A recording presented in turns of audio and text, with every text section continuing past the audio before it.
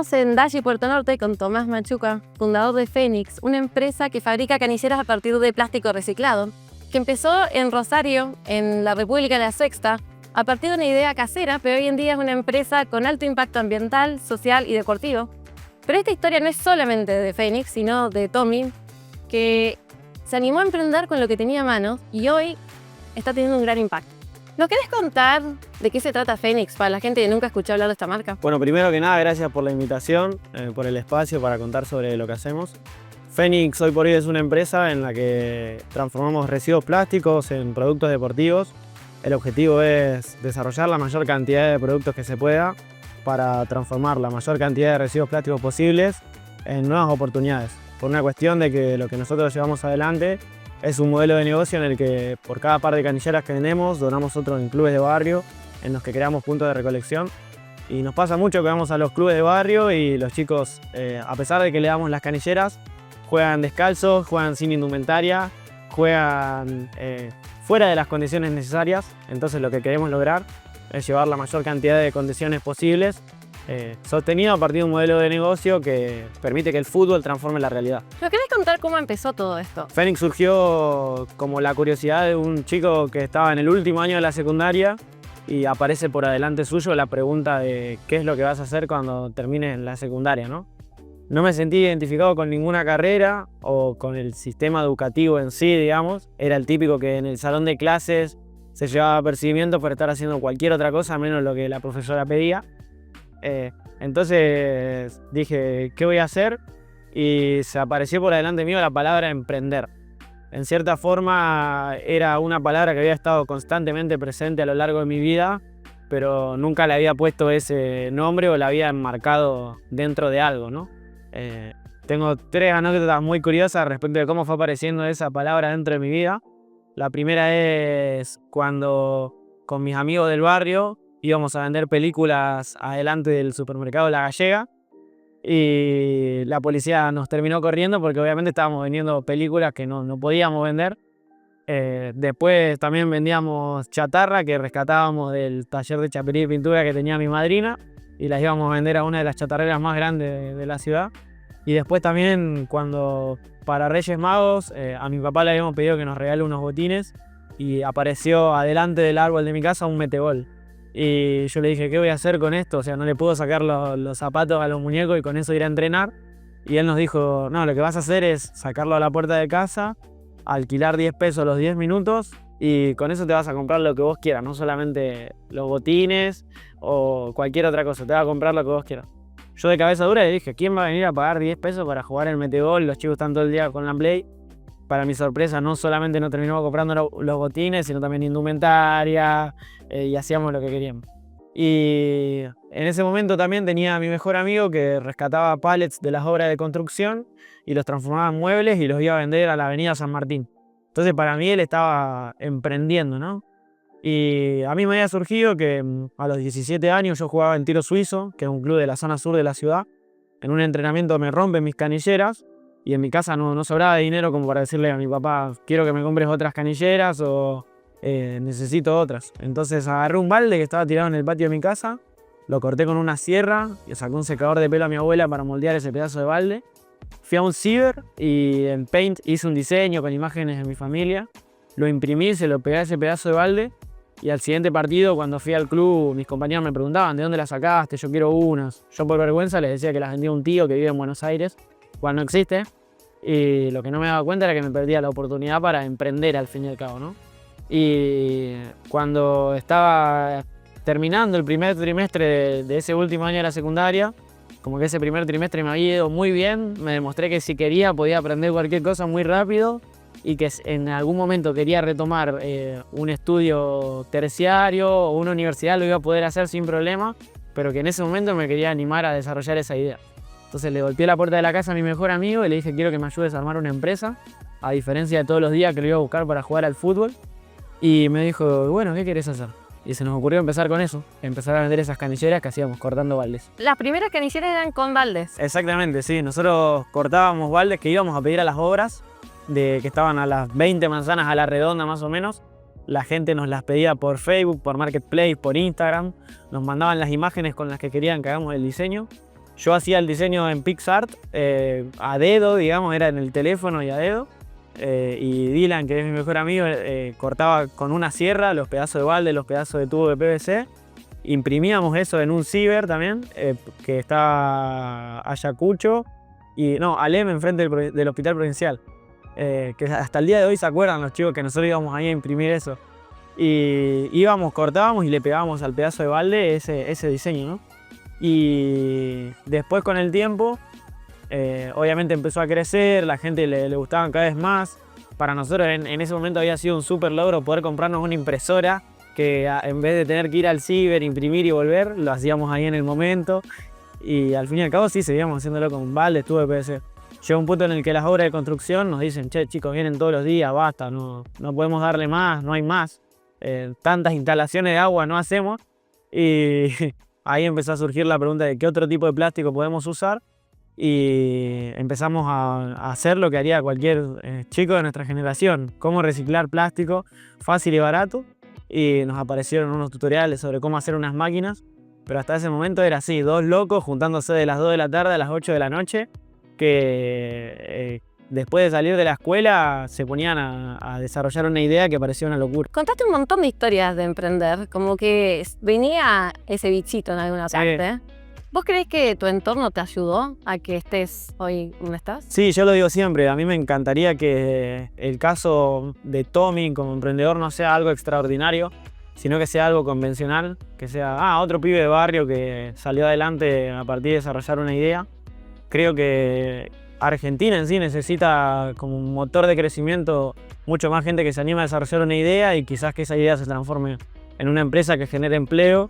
Y al fin y al cabo, o sea, las pymes son las que impulsan a nuestro país y sería ideal que eso se desarrolle, pero bueno, también yo creo que hay una limitante en el contexto en el que por ahí a mí me tocó crecer. Por suerte yo tuve una familia que nunca me hizo faltar nada, yo nunca tuve que pensar en si mañana iba a comer o no, o en dónde iba a dormir, o si me iba a poder dar una ducha de agua caliente. Al contrario, siempre tuvimos eso y muchísimo más, acceso a una educación de súper calidad.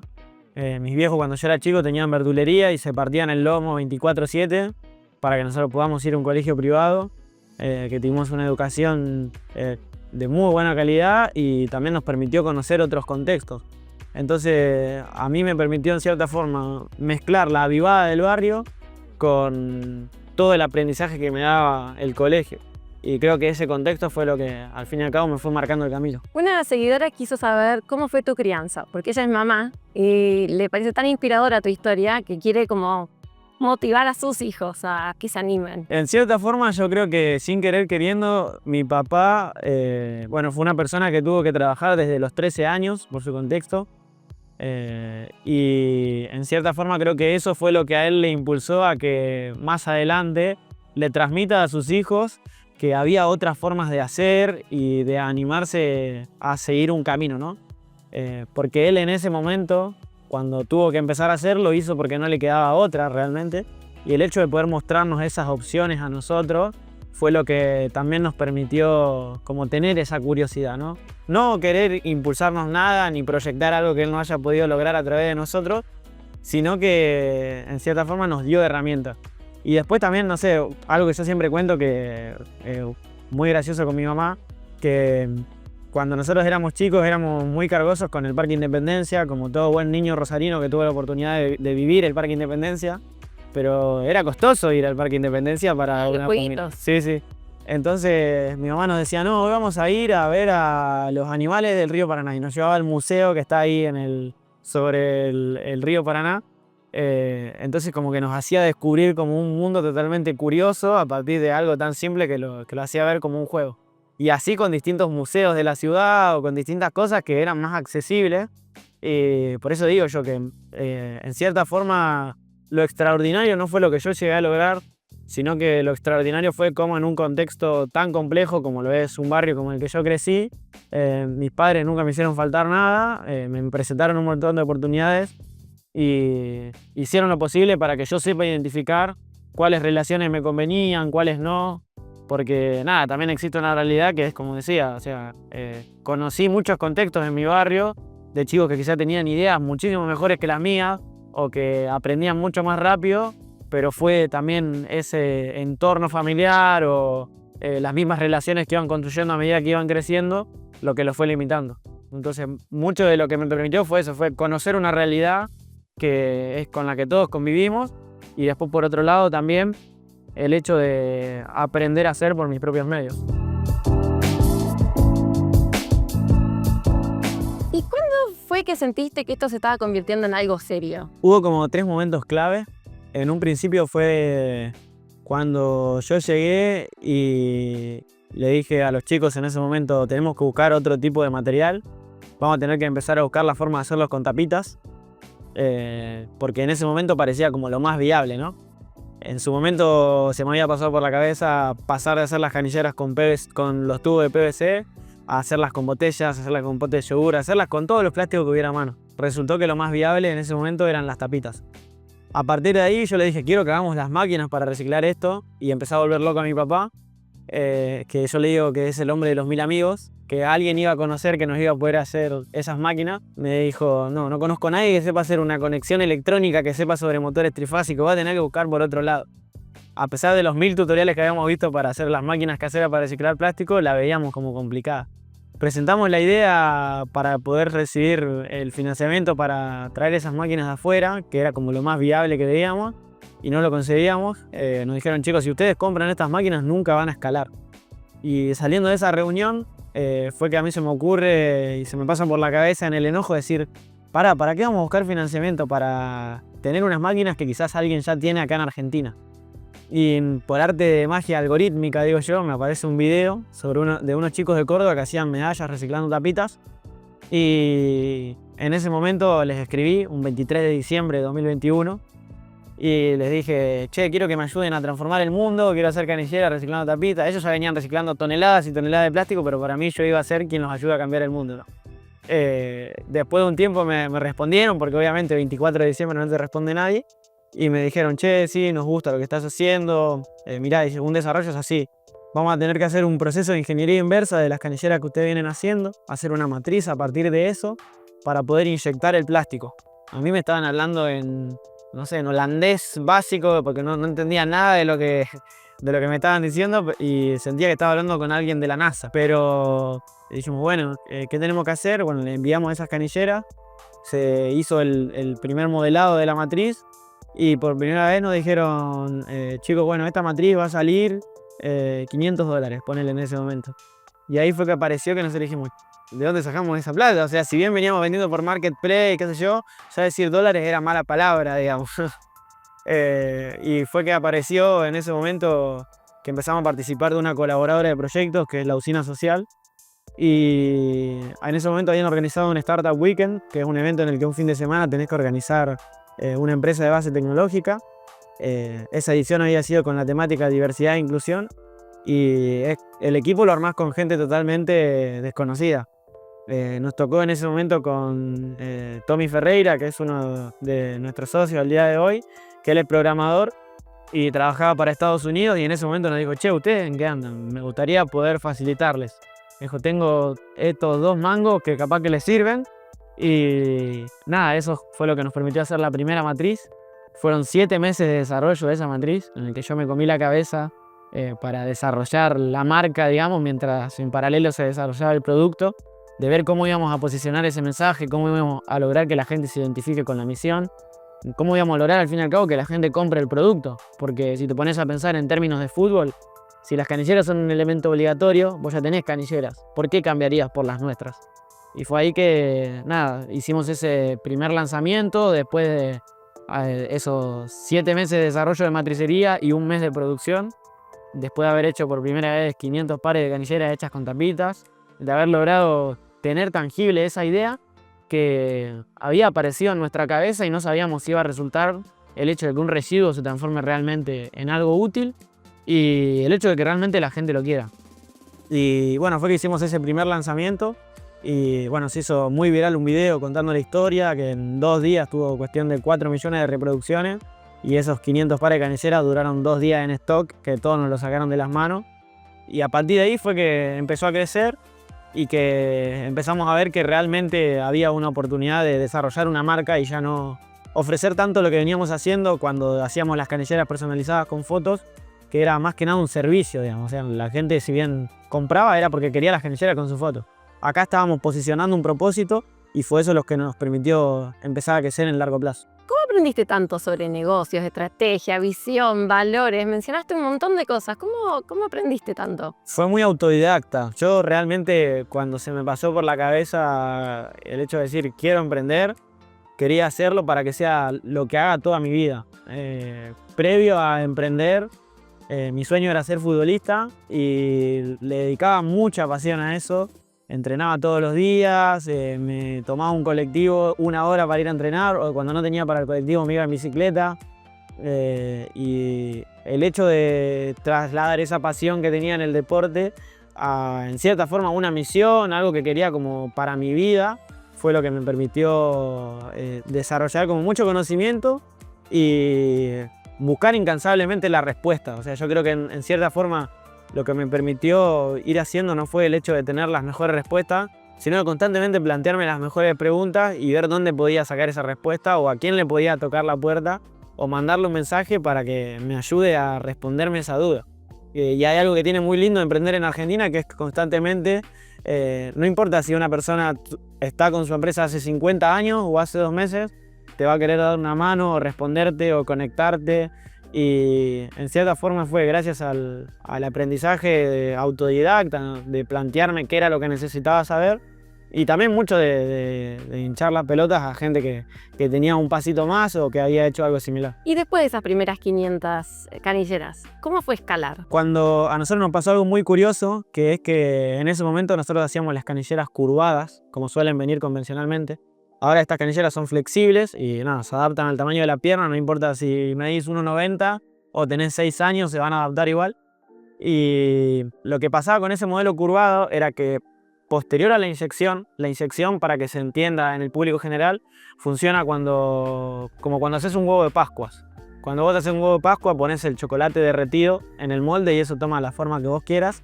En este caso es lo mismo, el plástico entra en una temperatura que entra casi líquido y toma la forma que vos querés. En ese momento el plástico tomaba la forma curvada como para una pierna convencional, pero eso hacía que no fuera adaptable a todos los tamaños de la pierna, ¿no? Entonces no era lo mismo que las usa un niño de 6 años que un hombre que ya tiene 35 o una mujer que juega profesionalmente. Y además de eso teníamos que pegar la parte trasera, y pegar cada parte trasera duraba 15 minutos más o menos y nos relimitaba la producción. Podíamos hacer una cosa de 60 pares por hora. Mi papá en ese momento se encargaba del pegado de esa parte trasera y me quería matar. Me decía, no, esto no va ni para adelante ni para atrás. O sea, podemos hacer muy poca. Me está volviendo loco que la gente quiere ya las canilleras. Y entonces a mí se me ocurre poder hacer las canilleras flexibles. En vez de que haya que curvarlas, que se adapten al tamaño de la pierna. En ese momento conocimos a Santiago Díaz, que fue el diseñador industrial con el que hicimos todo el desarrollo, que es un pibe que tiene 3 años más que yo nada más, pero bueno, él estudió diseño industrial y en su momento conoció sobre el proyecto, había hecho unos renders en 3D de nuestras canilleras que nos habían permitido ver súper tangible cuando todavía no habíamos inyectado ni la primera, y le dije, che, mirá, estamos teniendo este problema, ¿vos creés que podríamos llegar a lograr una solución, hacer un modelo flexible? Me dijo, sí, obvio, se recopó. Y en ese momento cuando lo hicimos ya había surgido lo de argentino campeón del mundo. Entonces hicimos un primer modelo de las canilleras flexibles con el diseño de la Copa del Mundo en alusión a los campeones. Y lo que nos pasaba con ese primer modelo era que se quebraban acá al medio porque habíamos planteado el pliegue este que está acá en el medio. Entonces cuando vos tratabas de doblar las canilleras se quebraban. A todo esto nosotros habíamos hecho 2 matrices, que salen muy costosas las matrices en aluminio y el mecanizado también, y ese modelo falló. Entonces fue después que planteamos cambiar los pliegues, hacer estos 5 pliegues y que realmente funcione esa flexibilidad. Y al mismo tiempo, cuando lo inyectamos, validamos que se podía flexibilizar, que ya no se quebraban, pero seguíamos pegando la parte de atrás. Entonces ahí fue que planteamos el hecho de decir, hay que cambiar este modelo. Esto actualmente se encastra, las canilleras convencionalmente vienen pegadas y de goma eva, lo cual genera no solamente un olor y la transpiración también puede lastimar la pierna, sino que también es pegado y el pegado no facilita esto de la sustentabilidad. Entonces dijimos, bueno, apenas terminamos la primera canillera que era flexible, yo dije hay que cambiarle lo de la parte de atrás. Fueron como muchos meses de desarrollo, inversión en producto. Nosotros invertimos muchísimo en producto de forma muy acelerada. No es convencional invertir tanta plata en productos sin haber rentabilizado ni siquiera la primer matriz. Pero esa escalabilidad era la que queríamos lograr, porque yo decía, si nosotros queremos transformar la mayor cantidad de residuos plásticos que se pueda en las canilleras, vamos a tener que escalar ese proceso productivo. Si ese proceso productivo se escala desde el modelo industrial, hagamos todo lo posible para que ese modelo industrial permita al fin y al cabo satisfacer la escalabilidad de producción. Y además como que yo siempre fui muy del quiero ser una marca global, o sea, no quiero emprender para venderle a mis amigos o a los clubes de Rosario. O por ahí me pasa mucho que también me dicen, che, ¿te sirve si te compramos 3, 4 pares de canilleras? Sí, obvio, nos sirve porque cada par de canilleras que se vende se dona a los chicos de los clubes de barrio, donde nosotros creamos los puntos de recolección y está formando parte de un propósito. Pero también como que no queremos limitarnos y apuntar como siempre al emprendimiento, por así decirlo, sino que sea una empresa que permita escalar, y lo hicimos tanto desde el modelo industrial y ahora estamos buscando hacerlo desde lo comercial.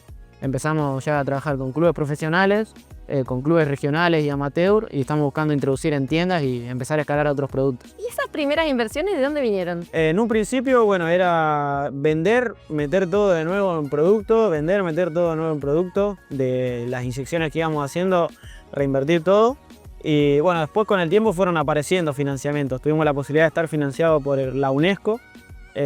Fuimos seleccionados entre 20 proyectos a nivel Latinoamérica, más de 900 postulados, fuimos uno de los 2 de Argentina, después también del Comité Olímpico Internacional. Por suerte el hecho de emprender en triple impacto viene creciendo cada vez más, por una cuestión de que la gente es cada vez más exigente en su consumo, respecto a que las marcas sean responsables desde dónde sacan sus productos hasta cómo los fabrican, y el impacto que termina generando cómo dejan de utilizarse esos productos, ¿no? Bueno, una de las cosas que más relevancia viene tomando últimamente es el desierto de moda que está habiendo en Atacama, creo que es, de la cantidad de moda que rota tan rápido que termina la ropa desperdiciada, y quizás hay gente que no se puede permitir comprarse una prenda de vestir, ¿no? Entonces, al ser cada vez más exigente en eso y ser cada vez más la necesidad que tenemos de ser responsables en el consumo para no generar un impacto que dañe nuestro planeta, fue que empezaron a aparecer cada vez más financiamientos y cada vez más oportunidades que cuando arrancamos al principio quizás no estaban o no estaban tan visibilizadas, y hoy por hoy el hecho de tener el respaldo de estas organizaciones te da más facilidad para acceder a otro tipo de financiamiento. Y quizá el día de mañana ojalá sigan creciendo para que cada vez más las empresas se animen a hacer en triple impacto, porque antes era responsabilidad social. Hoy por hoy nosotros no lo consideramos responsabilidad social, sino que es nuestro modelo de negocio, y ese modelo de impacto y ese propósito está sostenido por un modelo de negocio.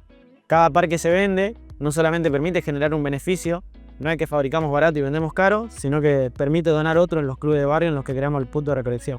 Nosotros ya llevamos reciclados más de 3 toneladas de residuos plásticos y donados más de 10.000 pares de canilleras en más de 7 regiones de todo el país. ¿Hay algún momento que recuerdes como particularmente difícil en el desarrollo de Fénix? Sí, o sea, yo creo que también el emprender está muy romantizado respecto de lo que se muestra, y lamentablemente cada vez es más vistoso el hecho de emprender como la vía fácil, ¿no? Lamentablemente como que hay mucho influencer dando vuelta tratando de vender que el emprender te va a salvar la vida, y en realidad emprender tiene mucho sacrificio, mucha cuestión de aprendizaje constante, y mucho de momentos difíciles en el que gana el que sabe lidiar con la frustración. Es así, o sea, hay que lamentablemente saber abrazar lo que te generan los momentos difíciles, hacerlo parte de vos y lidiar con eso para seguir adelante. Y sí, hay momentos muy particulares, creo que hay 2 específicamente. Uno fue cuando nosotros empezamos produciendo con los chicos de Córdoba Capital, y muy recientemente nos dijeron, chicos, miren, tomamos la decisión de que no podemos producir más con ustedes. Vamos a enfocar todo nuestro proceso productivo en cuestiones internas y nos vamos a quedar con ciertas marcas, pero con ustedes no podemos producir más. Y en cierta forma yo tenía como una relación muy de amistad con los chicos que trabajaban en esto, Y hay que ser muy inteligente para no tomárselo personal, para saber que son decisiones de negocio que ellos tienen que primar por su negocio y por lo que les va a hacer crecer. Y al mismo tiempo uno tiene que saber que darse vuelta y decir, bueno, tengo que buscar a alguien o ya tener un proveedor alternativo desde antes. Y nos dimos vuelta y ahí empezamos a producir en Rosario. Y vos mencionaste que hay que saber gestionar la frustración. ¿Cómo haces vos para gestionar la frustración? Yo creo que particularmente no soy la persona que más sepa gestionar con la frustración. En cierta forma es algo que hablo mucho con mis compañeros, que me pasa que me ocupo tanto en resolver que me olvido por ahí de darle lugar a esa cuestión. Como que soy más resolutivo.